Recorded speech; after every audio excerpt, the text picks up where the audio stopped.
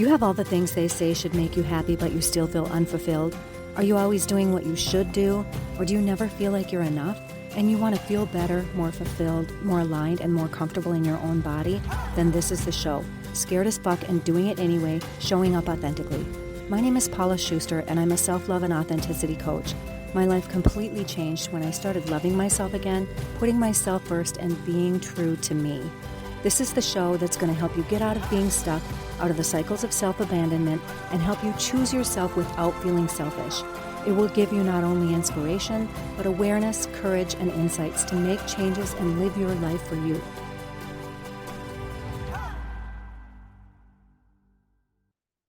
Hey everyone, welcome back to the Scared as Fuck and Doing It Anyway, Showing Up Authentically podcast. I'm your host, Paula Schuster, and I am over the moon about having Kristina Driscoll, host of the She's Brave podcast with Kristina Driscoll, on with me today. A little bit about Kristina. Kristina trained for a career in finance, working over 10 years in pension consulting and as a financial advisor. She graduated from Pacific Lutheran University with a Bachelor of Business Administration. Kristina's husband was diagnosed with early-onset Alzheimer's when their son was just 5 years old. She was the caregiver to her husband and young son for 12 years. She continued to manage their investments throughout her husband's journey. Kristina is also on the board of directors for the animal rescue group Sanctuary One. In 2015, she built a cottage for FIV-positive cats and continues to fully fund the cottage each year. Her She's Brave podcast can be found on Apple and Spotify.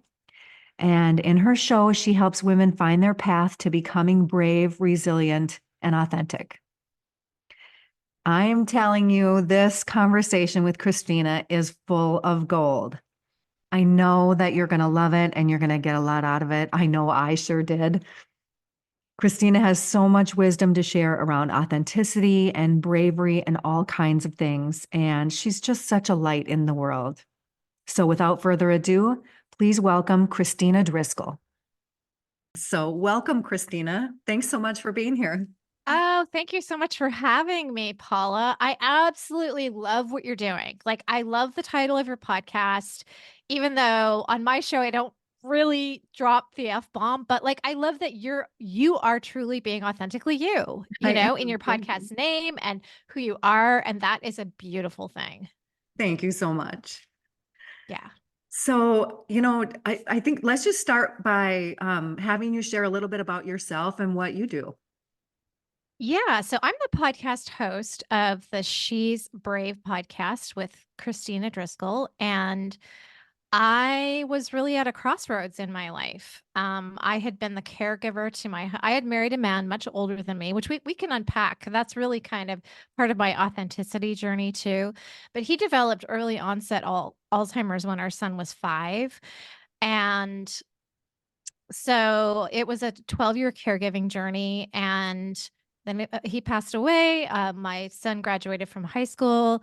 And then I ended up getting remarried. And I was literally I didn't want to go back into finance. I had worked in finance and I felt like I was in a whole new chapter at age 54. So this is part of my message too, is I think that we can completely change our life at any age. It doesn't matter. I had an amazing woman that I interviewed yesterday. She's a nutritionist for the Hollywood stars, people like Kyle Richards on Beverly Hills, Housewives of Beverly Hills, people like that. And she didn't start her business until she was 45. And, so I'm big on that. So, I was really feeling, I had just gotten married. It was that summer. I'd gotten married. My son had graduated from high school.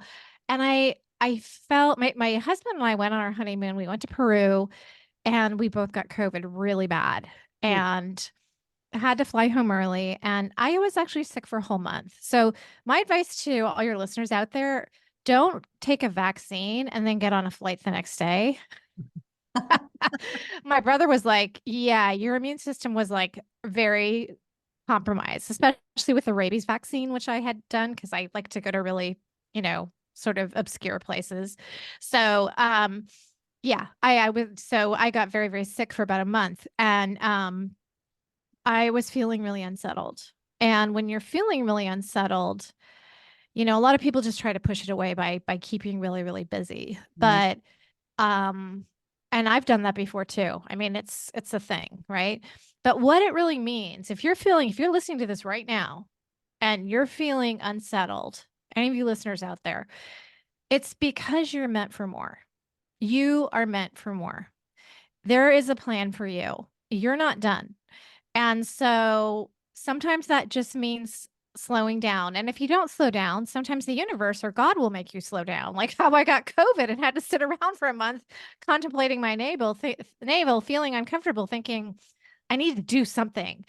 And I didn't know, Paula. Like I didn't know what to do. So I literally just had to pick something. And I saw that there was a podcasting class. And so I just said, okay, I'm going to sign up for a podcasting class. Like I'm probably not going to podcast, but I'm going to meet some really cool people. And then maybe I'll, that'll lead to something else. Or maybe I'll really like the tech side of it. Or maybe like who knows, right? Like so I always say to people, if you're in that unsettled place, just do something. And it could be just going to a local chamber of commerce meeting and making yourself walk up to one person and introduce yourself and just start talking, because with these connections, they just one leads to leads to the next, to the next, to the next. And so, I bravely got on to the class. It was a Zoom class and was very quiet in the corner of the screen. Didn't say anything. But one day, one of the other ladies said, "Hey, does anybody want to practice with me? I'm terrified. I'm really scared, but I want to practice with somebody." And so I said, "I will." And what I learned, Paula, was that I could do brave things a little at a time. Yeah. I'm not one of these people that can just like visualize $1 million and then manifest it the next day. But what I can do is I can take one small step at a time, and I can it's like courage is a muscle. It was like by just having fun and practicing with that one other student in the class, all of a sudden I realized it was like this huge wall that was up that came down.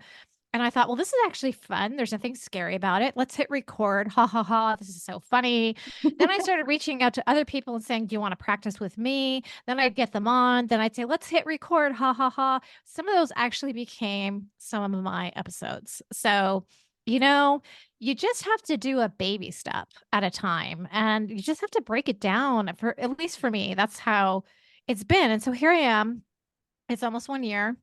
So I made it to the top 2.5% within Woohoo. 6 months. And I now have a course called Podcast Mastery, Your 6 Month Journey to the Global Elite. And I finished teaching my first class. Again, like that just came to me. I don't know. I just last September, I was like, how did I get in the top 2.5% in 6 months? So what am I doing differently than everybody else? Because there were 500 people in that class, and then in the fall, it became very, very clear to me that I needed to help others and to do the same, because I'm really all about putting women's voices out there in the world. And and Yes. now I'm in the top 2% globally. But I digress, because I absolutely love your topic of authenticity. It is the key, honestly. Honestly, it's a big, big theme in my podcast. And there's nothing better than authenticity. So I want to go back and kind of talk about where that came from in me, because I didn't start out that way at all. There's no way. Like I had a pretty critical mother growing up. She's done a lot of therapy actually, and she and I have a wonderful relationship now. But yeah, she just was real critical of me. So I had very low self-esteem, and I ended up marrying a man who was super critical of me. and Yeah. and then leaving that marriage, because and then for the first time in my life going to therapy, and just really wanting desperately not to make that same mistake. So I wanted you to know why I picked this man. Why did I pick someone who was so controlling and critical? And why did this happen? And what could I do to prevent it in the future? And so this was in my mid 20s, and it really started me down this journey of self-discovery. And I really found myself like doing the therapy, doing the work, reading tons of self-help books, and just finding out who I was and really starting to live authentically according to who I was. Because I don't even think I knew who I was, Paula. I don't, which Oh is so gosh. interesting. Yeah, I mean, you started in your 20s. I'm just doing this now. I'm 52 and I've been on this journey maybe the last 3 or 4 years. And so of really coming home to myself. And one of the scariest things was that, yeah, I don't really know who I am. I don't really know what I like. I don't know how to play anymore. I don't Yep. know It's who so I common am with without my women, career. Ugh. women 40 and up. Like it's at some point, every woman will be either dealing with this or shoving it down, this kind of identity. I don't want to call it a crisis. I just want to say, like, I think we all kind of, and maybe some of it is just the way we live our lives. Like a lot of us, like in my case, it took us 4 years, to have our child, our son, and I just wanted to be a stay-at-home mom during that time. And again, like I was living according to my own authentic standards, but actually, I'm going to roll back a little bit again, and I'm just going to say that by the time I hit around 30, that's when I met my husband was on a trail on Mount Rainier. He was the hike leader. And I got out of the car, our eyes locked, and there was just this magnetic pull, which I had Wow. never experienced. And I was like, okay, I need to talk with this guy. Now, the old unconfident me would have just not talked to him. But I elbowed my way to the beginning of the line. The path is very narrow on Mount Rainier, single file only. But I elbowed my way to the front so I could be right behind him and chat and get to know him. And long story short, 6 months later, we were married. I But, love Paula, I don't think that there would have been that connection had I not done all that work on myself. My husband had done a lot of work on himself throughout his life as well. And I think that we were in the same space. And so we sensed it. Now, here's where it gets really, really unconventional. And I have lived a very unconventional life. Well, we're not going to have time to get into a lot of it, but the very first, very public, unconventional thing that I ever did was marry this man because he was 24 years older than me, Bill Driscoll. And he had never been married, never had kids. And people always asked him, when are you going to get married? And he'd say, I'll know it. When I it. find her, I'll know it. And sure enough, it was me. He was waiting for me. So, I you love know, the it, unconventional because that was authentically you, right? right. Yeah. And that is what is so cool about it too, is that I think that when you are living being authentically you, and we just knew that we were meant to be on a journey together. Mhm. And when you know that in your heart and you follow what is right for you, other people don't question you. They're not even going to touch it with a 10-foot pole. Mhm. I don't ever recall somebody saying to me, oh my gosh, your husband is so much older than you. Or him saying that somebody had said to him, oh, your wife is so much younger than you. No one ever said that because when they saw us together, they just knew. Like they Yeah. got it. They were like, they do belong together. It's true, you know? Amazing. Yeah. My wife and I had a similar connection. When we first met, like we met on social or not on social, but on a dating app. Hmm. And I had come across her profile and I would stop every time. And there was just something about her picture, and then the way she wrote and things in her profile really like I felt in my heart. Wow. And then the first time that we met, I literally sat down in front of her and I looked in her eyes and I was just like, I was like, oh my gosh, my eyes went deep inside her soul. I'm like, I know you deeply. I know you. I Wow. know I'm just meeting So, you for the you know what? first time. You are the first person that has ever said that to me. But so we had the same experience Yes. basically. And it's incredible, right? It is. Yes. And we both listened to it, thank goodness, you know? Yes. Because she wasn't, sort of my type or whatever that I had been going after before. But like I just Mhm. looked at her and like I said, I had that experience. And then by the end of that first date, I was like, I'm not sure about her yet, but I know I'm going to say yes to another date because I know there's something there. I have to explore it. I am That was exactly the same. Yeah. Like I yeah. was like, I have to talk to him. I have to get to know him. And then he called me, and yeah, it was just within 1 month we were actually engaged. And then 6 months married. I love that. Thank goodness his family was so kind to me too, because they were probably freaking out.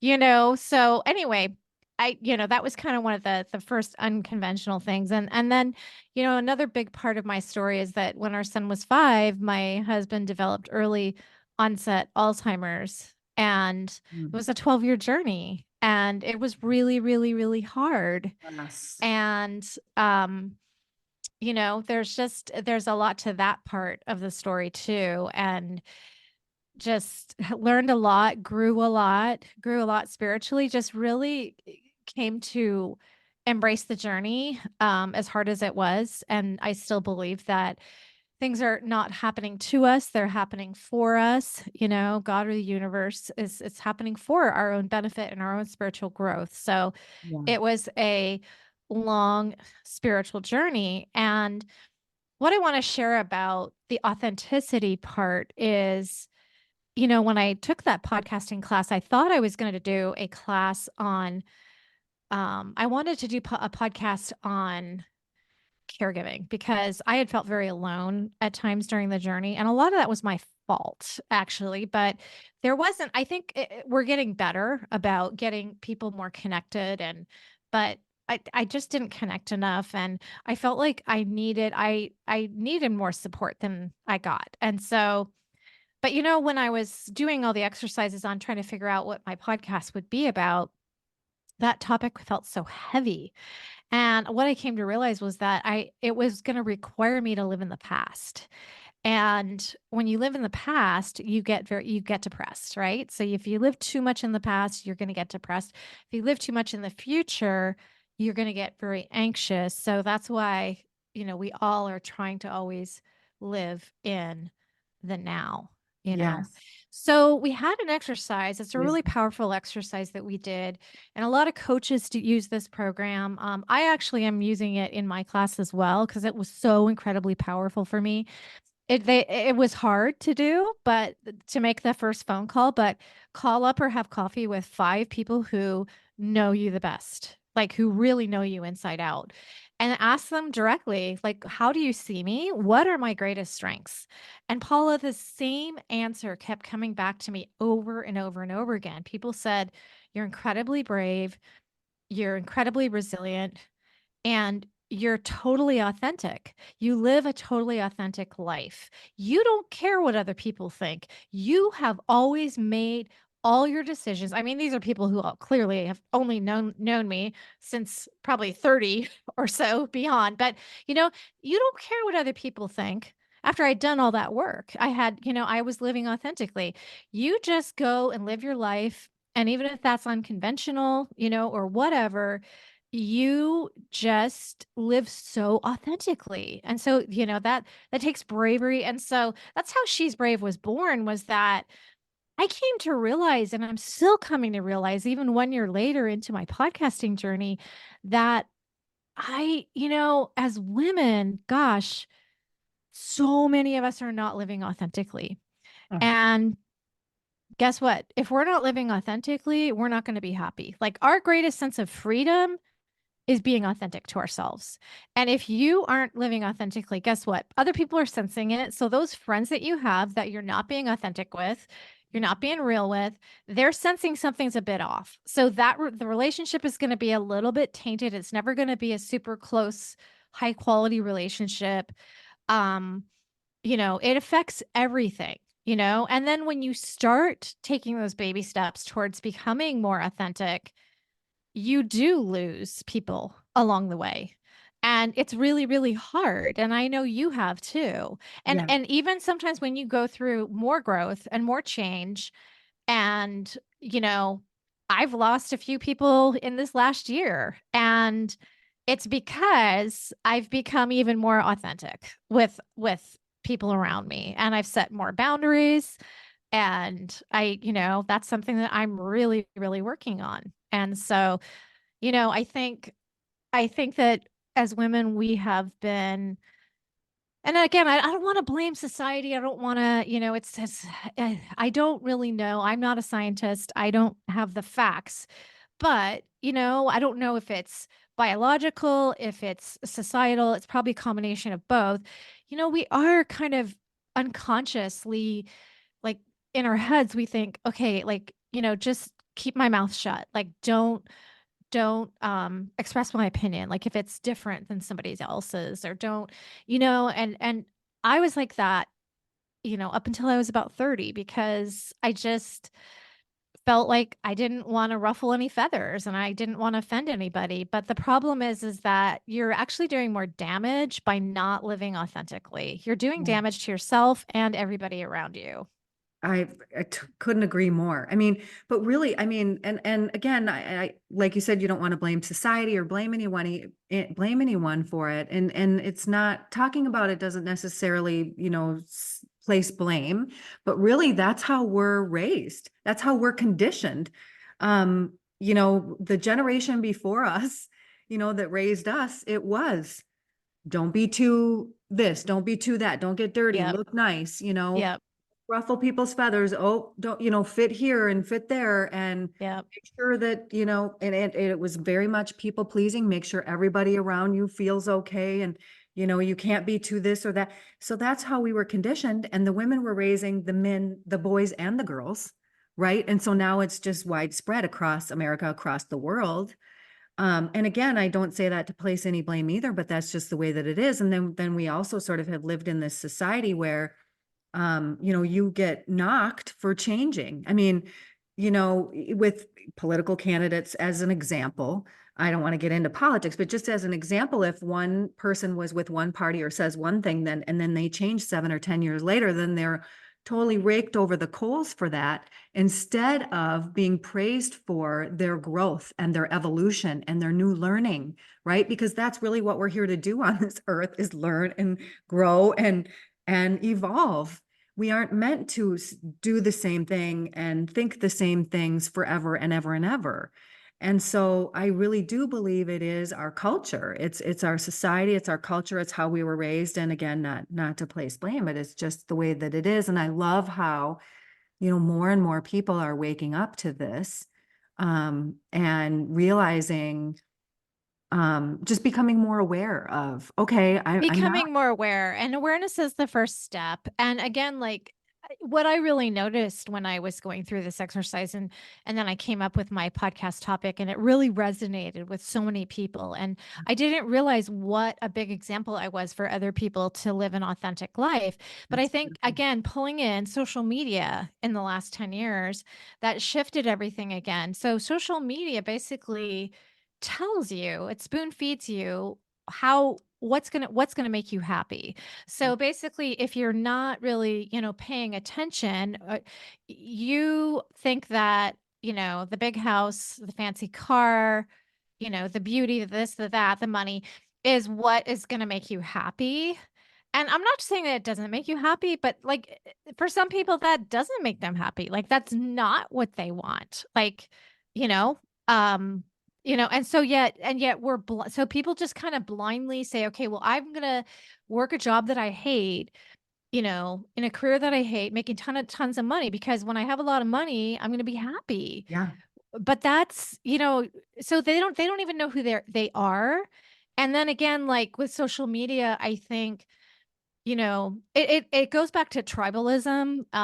We did, as humans, have to survive. We lived Right. in small communities thousands and thousands of years ago. And if somebody kind of broke out of their shell, a little too much and caused too much trouble, they couldn't, they were just trying to survive. So like, you could get ousted from your little tribe and then you wouldn't survive. So I think there's part of that element that also comes into play that really pushes against our authenticity, is that we feel like, oh, no, no, no, like the tribe's going to push me out. Right. So in order to fit, so we do things, right? We abandon ourselves in all the little and big ways in order to fit in. But then what we do is then we don't belong to ourselves anymore. Right. Yep, Yeah. exactly, exactly. And like, I just say one of the best ways to start being authentic is, when you're making a decision, just ask yourself real quick, like, why am I making this decision? Is this based on what's best for me? Or is this decision based on what I'm worried about what the neighbors think? Like, I'll just give you an example. And this is 100% hypothetical, but let's just say, I did travel quite a bit with my son when he was growing up, but I never did go to Africa. But let's just say I really wanted to take my son and, climb Kilimanjaro. Let's just say that. Okay. And then I go and talk to my neighbor. I'm like, I'm so excited. I'm thinking about taking my son to Africa. And then my neighbor says, and the Joneses, the famous Joneses, they Right. say, are you crazy? That is so irresponsible as a parent. He could get hurt. He's a child. He's 12 years old. Right. And, like, what are you thinking? Like, that is not a responsible parenting decision, and then I don't do it. Right. Or maybe I even don't tell the Joneses, but I anticipate that's what their reaction would be. And so Exactly. then I don't even take my kid to Africa because I'm worried about what the next neighbors are going to think of me. Well, who's running my life? Guess what? They are. They're running my life. I'm not even free. That's why I said, like I said earlier, our greatest sense of freedom is being authentic to ourselves. Because if we're not authentic, we're not even free. We are basically living according to other people's standards. And that's why we're so freaking unhappy. Yes. That's why we live in such an unhappy world. That's why people are so angry because they're not nice to themselves, right? Like whatever is Yep. going on No. up here, they're not talking to themselves like their best friend or they're not talking to themselves like they would to their daughter or their son. So we beat ourselves up so badly and we're so mean to ourselves. And then we aren't free because we aren't authentic. And that's why everybody's so unhappy. That's why everybody's angry. Imagine the world we would live in if people were more authentic to themselves. And like it means everything. Like, because I've gone through this journey where I was living my entire life for everybody else. I was checking the boxes for everybody else for what society said I should do. And to your point too about, having all the things that I had all the things that society said would make me happy. I Me had money, too. a job, kids, a marriage, all the Mm-hmm. stuff, but I was Mm-hmm. still felt unfulfilled and like something was Mm-hmm. deeply missing. And so, Mm-hmm.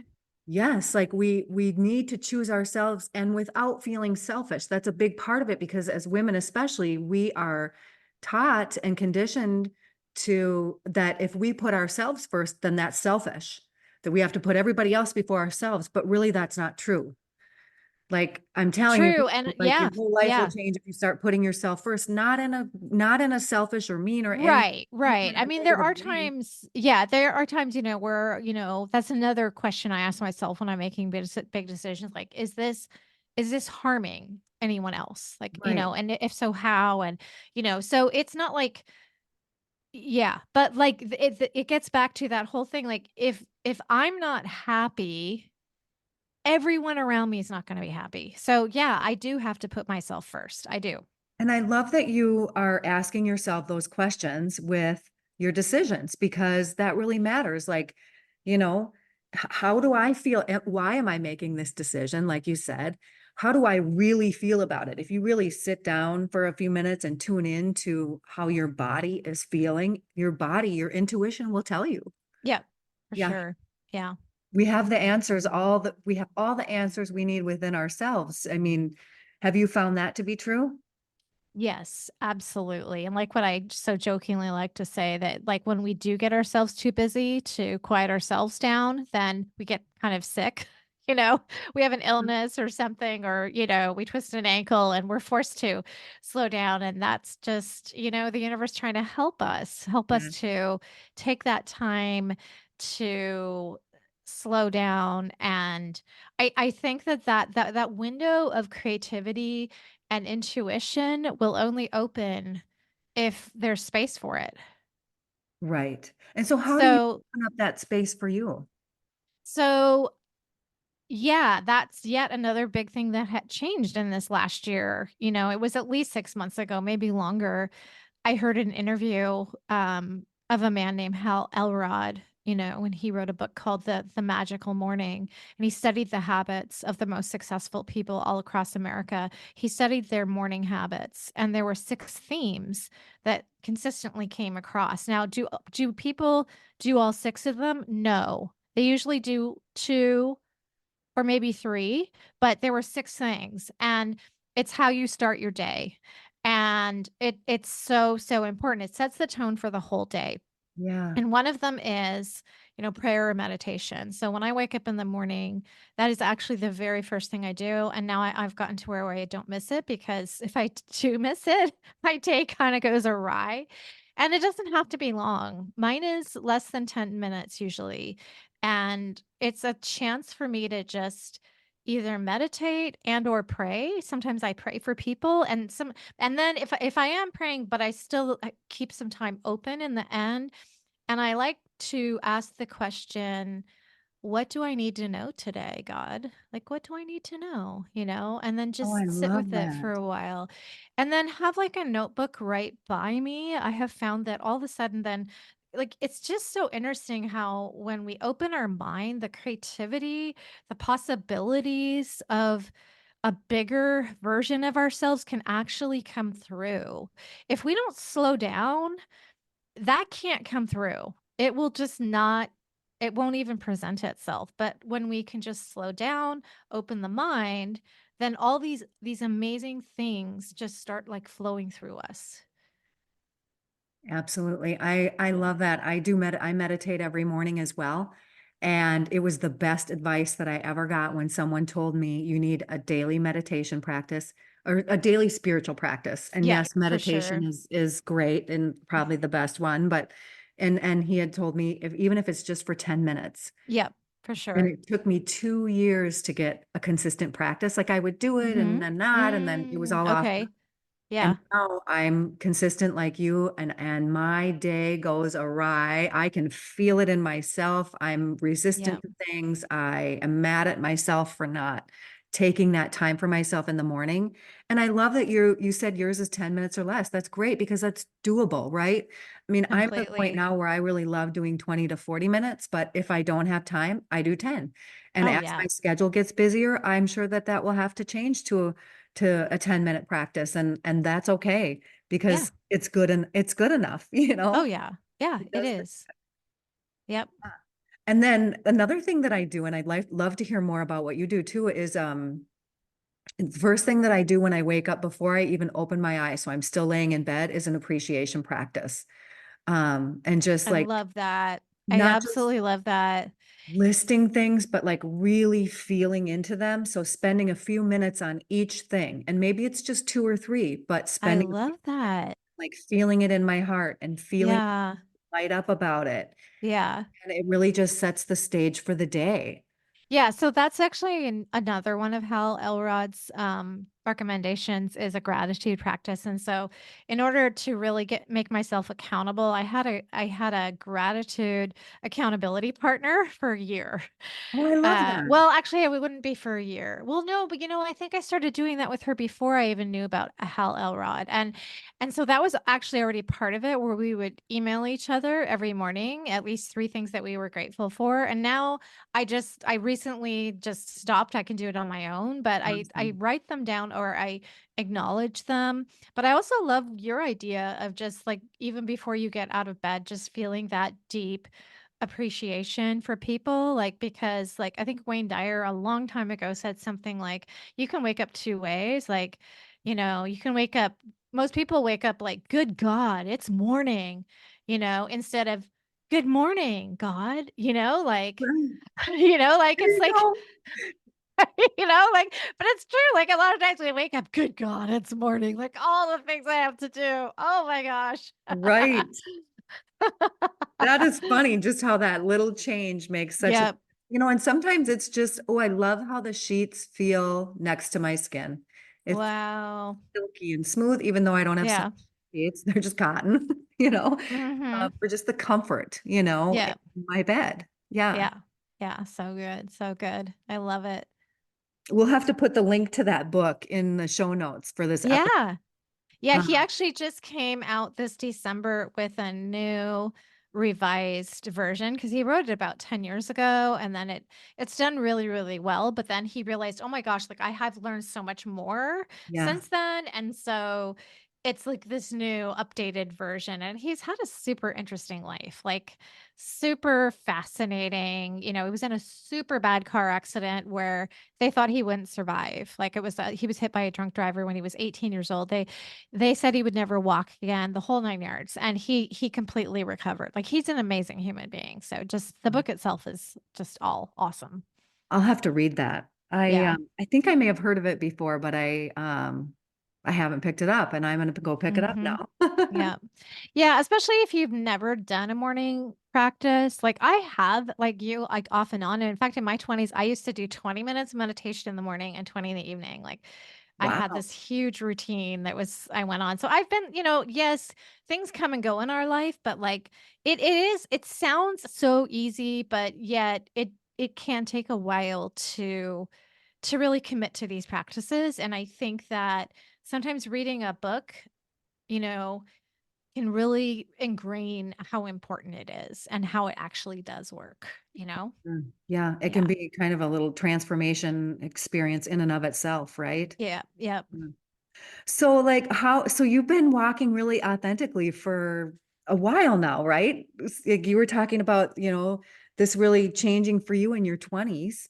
And Mhm. so would you say like, do you still fall back into the old ways? Or you know what I mean? Because you know how Absolutely. healing's not linear and things, always continue to come up. We're human. Like Yeah. but you still like do your practices because that's what keeps you there. Or like talk us through that. Yeah, yeah, like, even this morning, I didn't have a great meditation session. I did it. I've learned to just do it. Even if I'm not in the mood, just Yeah. do it. And even if, like, I don't feel like it was a very good meditation session, like, I mean, why are we even trying to quantify it? Like, there is no quantification. Doesn't matter, just do it. So, I was feeling that way because I am in a steep learning curve right now, and there's a lot being thrown at me on marketing, a podcasting class, and learning a lot of new things. And I was feeling very, very overwhelmed. Yeah. And that's yet another key, I think, of whatever you decide to do in your life. Don't think that the fear and the uncomfortableness is ever going to go away because it's not. What you learn to do is you learn to work through it and to not be afraid of it. Like, I just kind of observed myself and said, okay, well, I was pretty anxious when I woke up in the middle of the night last night. I'm kind of anxious this morning. Huh. But that's okay. Like, a permission to feel anxious, you know? Love it. And then connection, I think, is one of the huge keys when we're building a business. We have to have some kind of community. I've just started a private Facebook group, for my podcast mastery, people who are interested in podcasting, whether or not they take my class, anybody can join it. And it's just so that we can all uplift each other and communicate, help each other. And in my case, it was two other people in the podcasting kind of world. One of them, I called her yesterday because I was feeling anxious, and she really helped me a lot. And then I called the other one this morning, and then so, I think it's so important to reach out and ask people for help and be transparent. Again, being authentic. I literally said to my friend, who is a huge successful artist and social media influencer, and I met her through podcasting, but we've become really good friends. And Love I was that. super vulnerable with her this morning. I just said, I just do not feel like I can do this. And she was like, "Yes, you can, and XYZ, and I will help you, and how about this, and I have this idea over here." And all of a sudden, everything just started coming together again. So I don't think we're meant to take this journey alone. No. And I think that when we are authentic and real with people, like, I used to be that person, like, that was like, try to present that perfect front. Like, everything looks perfect in my life. and on Facebook, everybody's life does look perfect, including mine. Nobody sees all the other crap going on in the background. They just see cute photos of Santa, in my Yeah. yard, whatever, like, Yeah. but I think that, and it's so fascinating because, my friendships they got enriched too, you know? So I've had this friend for probably 5 years, and we were over at her house for dinner, me and my new husband, with her and her husband. And, it's always been a really it's been a surface level kind of friendship, and, Mhm. kind of a group friendship with other people. And I just decided to experiment with being really authentic and, shared something really vulnerable about myself. And I found out, and then all of a sudden she opened up and Oh, he I opened love up. that. All four of us started opening up. I found out, and granted, I've known this is a friend for about 5 years. Didn't even know that she has a brother who was in a gang in LA and who is in prison. She never told me about him. Never Wow. told me because, didn't want up here, didn't thought that would be that I would reject her in some way. And I think I gave her permission to open up because Mm. I said, "Hey, I'm not perfect. Here's XYZ. Like, and I think that the more vulnerable we can be, the happier we are. Absolutely. Like, and that's one of the reasons why I'm doing this podcast, right? Is to be vulnerable, to talk about the truthness of my story and other people's stories, not only because I'm curious about other people and I want to learn from them, but to help other people along the way, right? Like to light the path for for everyone around, right? Because that is where things start to happen.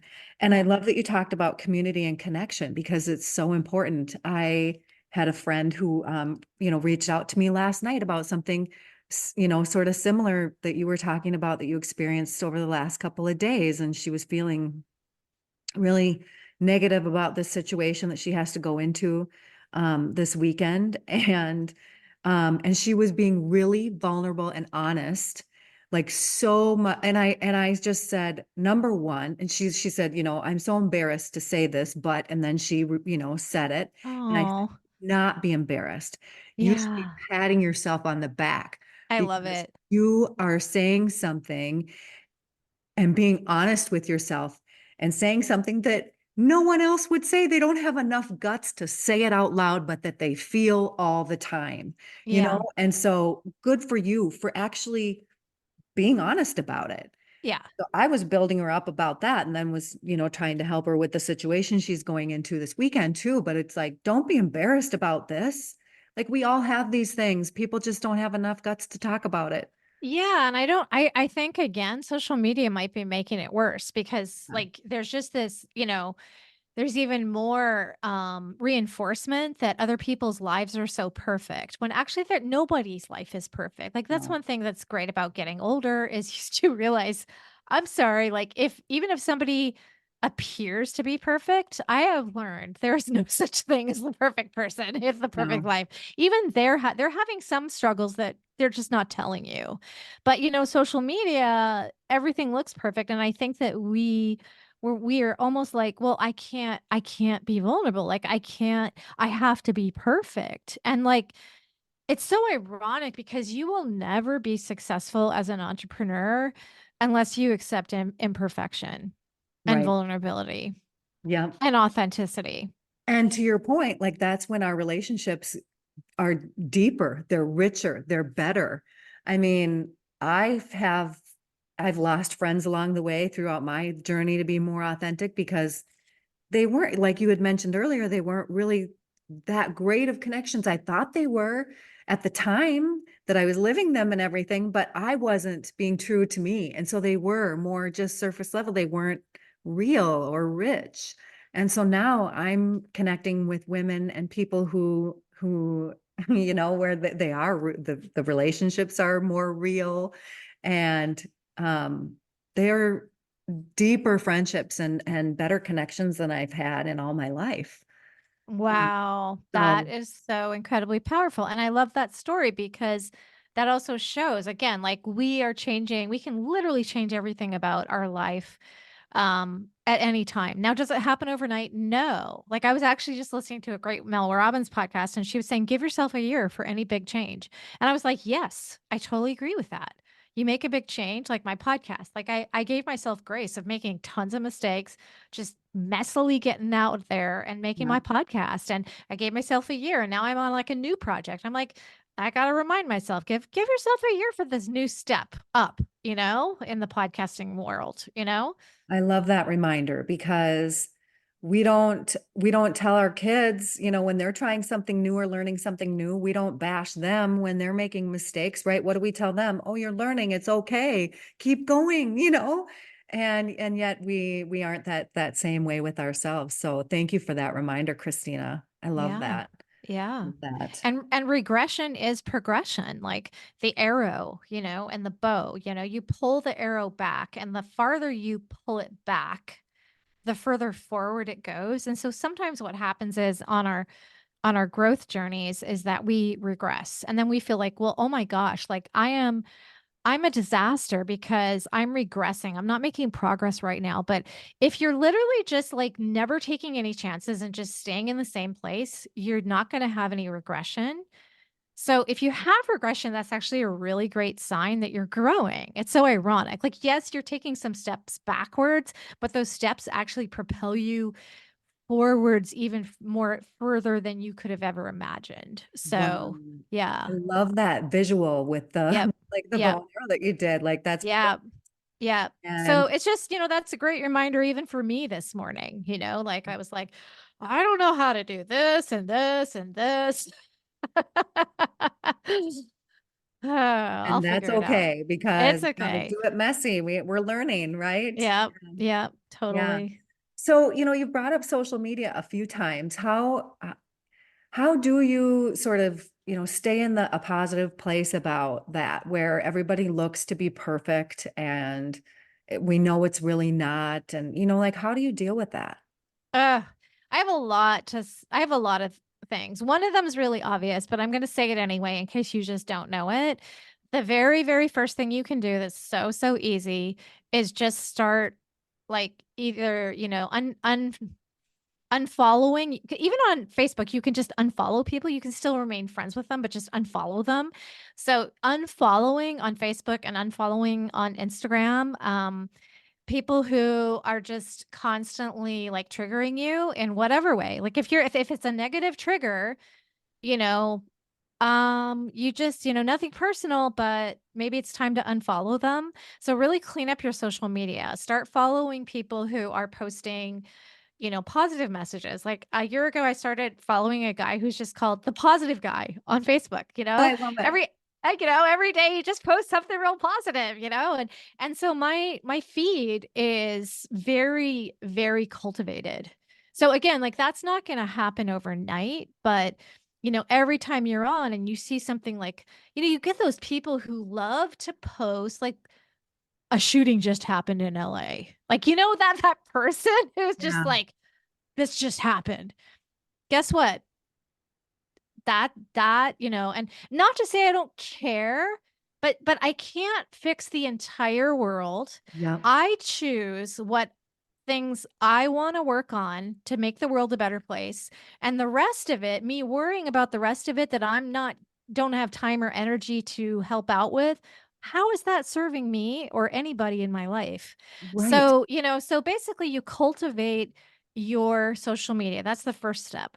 Then when you've done that, you literally, and I'm still kind of doing this. And again, it took a couple of weeks to really get into it, but I post things on social media, but I don't scroll anymore, Mm, really.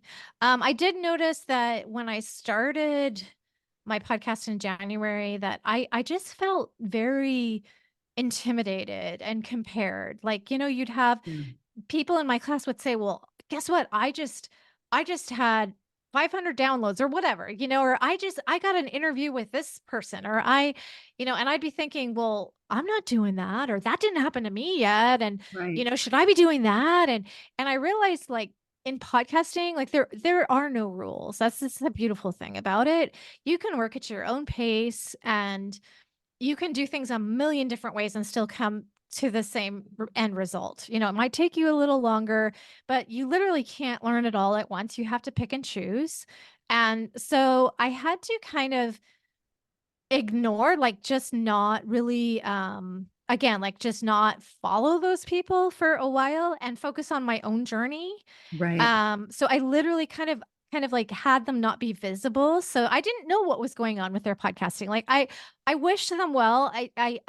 I wanted to get to a place where it didn't feel like a competition. Because in the beginning, I think it's very natural for it to feel like a competition. And I was even in like a free class with a few, like 12 people. And one gal was she was really obsessed with another gal. So we'll just say Mary and Beth. So Mary kept saying, you know, I don't know what to do. Like, Beth clearly is the best podcaster out of all of us in this group. Really, she's got a degree in journalism and she's worked in communications and she's got all this knowledge and expertise. I'm never going to be at that level.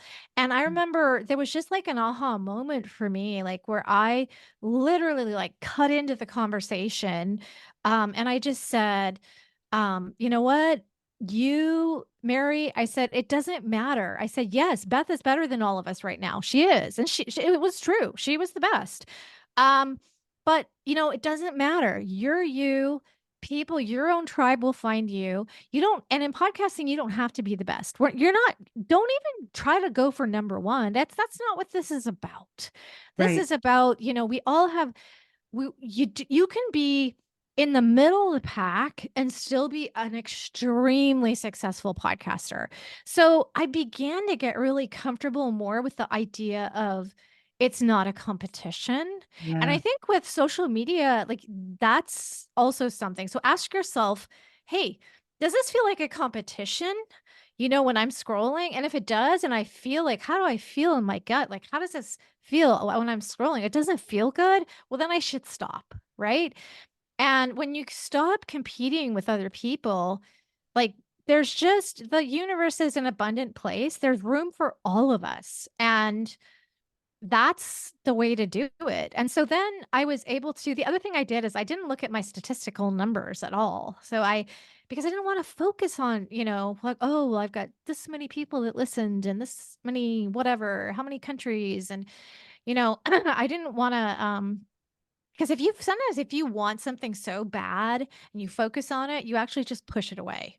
Right. You just push Right. it away from yourself. And so I just didn't even focus on that. I just focused on my relationships, my podcasting, connecting and being on other people's podcasts and, getting great people on mine and just enjoying the journey. And so, and that meant staying off of social media for a lot of months, like just putting posts in, but not, you know, interacting in any way.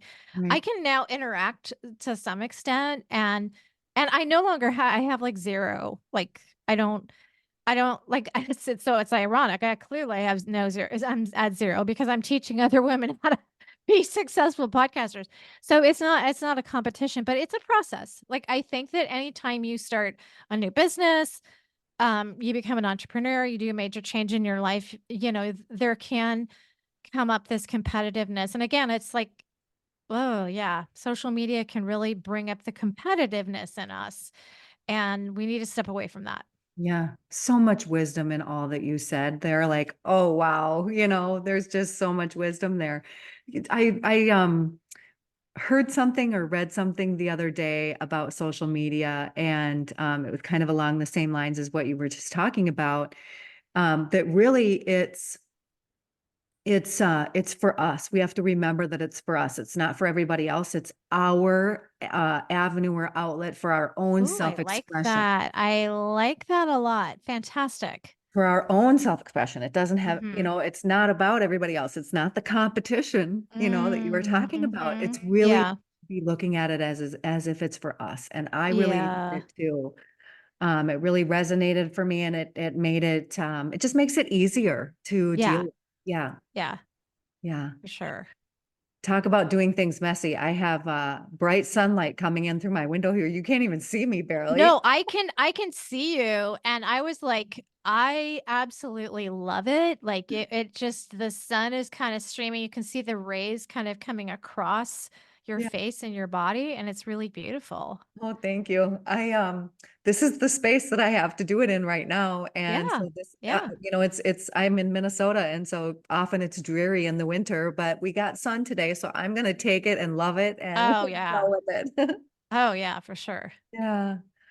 Well, Kristina, this has been such a joy having you on my podcast. You saw me taking notes throughout because I was I writing down all did. your little bits of wisdom that I'm going to put in the show notes. Um, so much there. And I learned just, you've been doing this a lot longer than me. And so I learned right off the bat a few things that I can do better. And so I just appreciate that so much. Just in terms of how you engage the audience and the person that you're talking with. And so I just really appreciate you for that, helping me learn. Of Um, course. let's remind everybody where they can find you. Yeah, yeah. So let's see, my webpage is www.shesbravepodcast.com. So there you can find my upcoming class, and you can find everything about me, and also a lot, not all, but a pretty good number of episodes that I've been interviewed on. So you can listen to those, and that's kind of fun. And then my podcast is called She's Brave Podcast with Kristina Driscoll, and I'm on Apple, Spotify, iHeartRadio, and about 8 other places. Find me pretty much anywhere. And on Instagram, I'm at She's Brave Podcast. And then I have a private Facebook group if you're interested in podcasting. We're just a supportive, non-judgmental, supportive group of women. Well, men too. I think we got a few guys. That's fine too. Cool. On helping each other learn about podcasting. And that's like just free. Like it's just podcast mastery. I think if you just look that up on Facebook, you'll find me. And then I'm just also on regular Facebook too. So yeah. When Yeah. is your class? Just so we have that date. Yeah. So my class, the first day of class is Tuesday, February 15th. So you may have already, I mean, it might be a little too late for the current class, although you can catch up too. So I would encourage you to just reach out to me. I can get you a discounted price because right now it's insane. The early bird price is $111. And so Oh, that people aren't going to be able to get that good of a deal, but I can give you a discount from the $500 regular price. But yeah, and those will be ongoing. And like what I said, the Facebook group is open for to everyone for free for just lifting everybody else up. And that's how we all get to be better at podcasting, and how we get, our numbers up is by learning from each other. It's the most collaborative industry out there. Somebody told me that, and I was like, yeah, I believe it now. I've been, we do nothing but help each other. That's what we do. I love that. Thank you for Yeah. sharing that. Mm-hmm. Yeah. And if we launch this or if we post this episode after Christina's February class is going on, then I'm sure you're going to be doing that again, right? Like there'll be Yeah, the I will opportunity. probably maybe I'll probably do one in June. I did do one in the fall. I had 70 people sign up, and a lot of them, if they actually did the things that I have told them that these are the key things you need to do, they're in the top 5 to 10% within like 2 months. So it's a really powerful program. Wow, maybe I should sign up for that, huh? Maybe you should. Early bird pricing. Oh, well, again, this has been amazing, Christina. I could talk to you forever and the time could just like, it feels like 3 minutes and I the time just goes know. by. I just feel a really, great connection with you. So thank you Yeah. again for being here. Thank you so much, Paula. You are just a pure ray of sunshine, and Oh, it's manifesting right through your window right now. thank you. All right. Go check out Christina, everybody. Thanks again for listening. Isn't she just incredible? just a breath of fresh air in so many ways and such powerful words of wisdom. She's just amazing. Go check out her She's Brave podcast with Kristina Driscoll. I know you won't be sorry.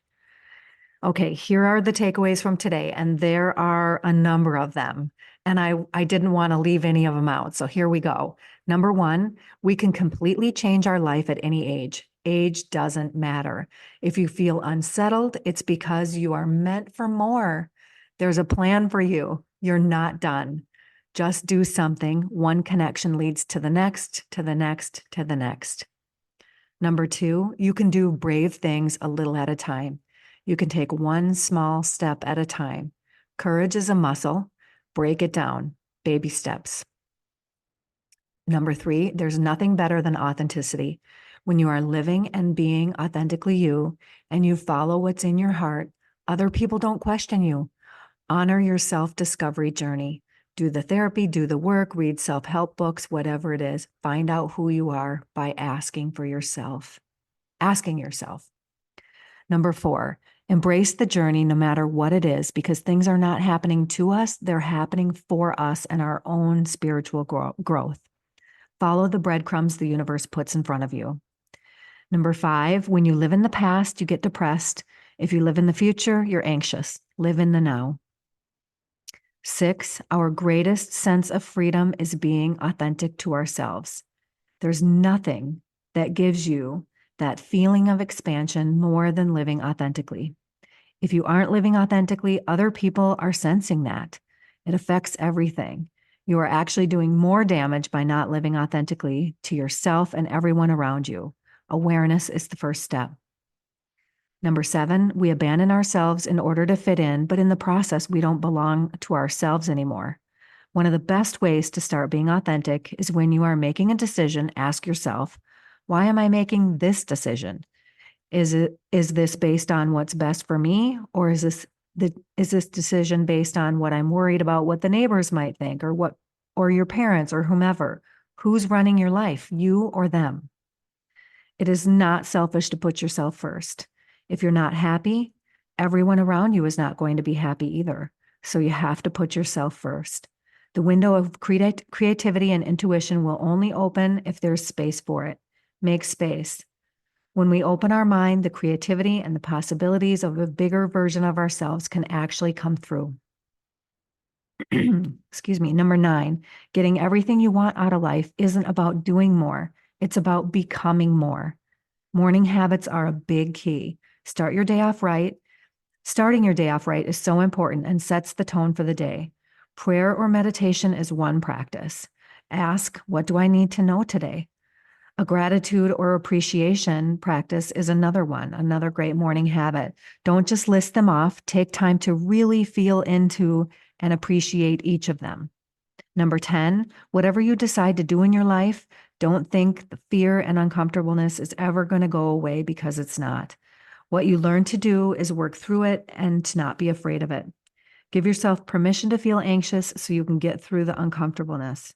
Reach out to your community and ask for help when you need it, your sisters, your brothers. They help remind you what's true and how powerful you are. We aren't meant to take this journey alone. Number 11, give each other permission to open up, and your friendships will be enriched and more meaningful. The more vulnerable we can be, the happier we are. Number 12, give yourself a year for any big change in your life. You are stretching yourself. Make mistakes. Be messy. Remember that you're learning something new. Regression is progression. A step back is a really great sign that you're growing. Like a bow and arrow, the farther you pull the arrow back, the farther it goes. And 13, a bit of social media advice. Everything looks perfect, but nobody's life is perfect. Our social media pages are for ourselves and our own unique expression. It's not a competition. Cultivate your social media feed with positive things, people, and messages. Unfollow people and post, but don't scroll. Thank you so much for spending your time here with me. I hope that this podcast gives you new perspective. I hope it fills you up, and I hope it just adds positivity to your day.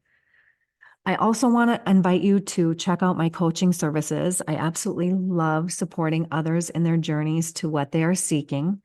It's the most fulfilling role I've ever had. And if you're feeling like you need help or support, whether that's with cultivating more self-love, finding your purpose, being more authentic, getting out of the rat race of being so busy and learning to slow down, or leaving your corporate job and following what's in your heart, I'm here for you. And remember, you have all the answers you need within you. I just help you recognize them and bring them forward. Okay, there are so many more incredible episodes coming up soon, so follow along on Apple Podcasts, Spotify, or wherever you listen, and please download, follow, or subscribe. That way you'll be notified when new episodes are available. I'm posting for sure every week on Thursdays and more in between if I'm compelled to share something extra. If you're liking the podcast and benefiting from it, please leave me a review. Reviews are like gifts for me, and they help me to be able to keep going. If you know of anyone who would benefit from this particular episode or the podcast, please send them a link, text them, post on your socials, whatever feels right for you. And if you have any questions that you want answered or want me to cover anything in a particular episode, or there's things that you want to hear about, or even guests that you want to hear from, direct message me on social, or you can email me at paula@reikiflowmn.com. I love you so much.